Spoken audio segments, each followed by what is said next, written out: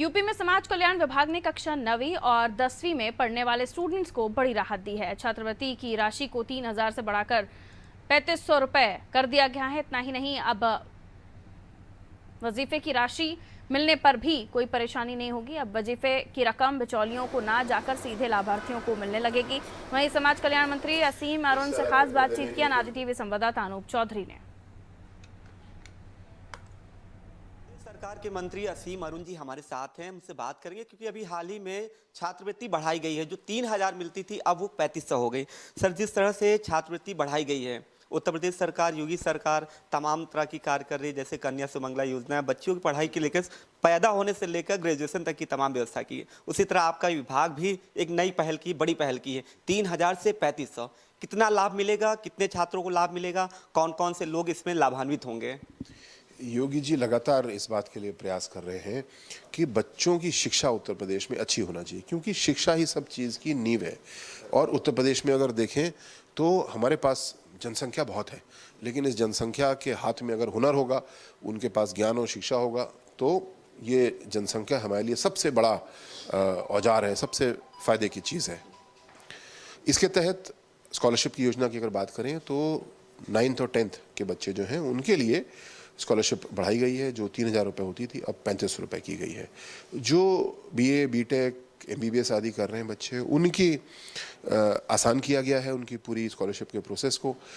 पिछले वर्षों में कई बार तकनीकी कारणों से, बैंक अकाउंट लिंक ना होने से बच्चों की स्कॉलरशिप रुक जाती थी, जिसमें छात्र की गलती नहीं होती थी, पर तकनीकी कारण से स्कॉलरशिप अटक जाती थी, जो कि उस बच्चे के साथ ठीक नहीं था। तो ऐसी सभी नियम की बाधाएं, तकनीकी बाधाएं दूर की गई हैं और मुझे आशा है कि इस साल हम लोग ज़्यादा से ज़्यादा बच्चों को स्कॉलरशिप दे पाएंगे और जिसका हक है वो मारा नहीं जाएगा जब तक कि उसकी अपनी गलती या उसकी अटेंडेंस कम ना हो।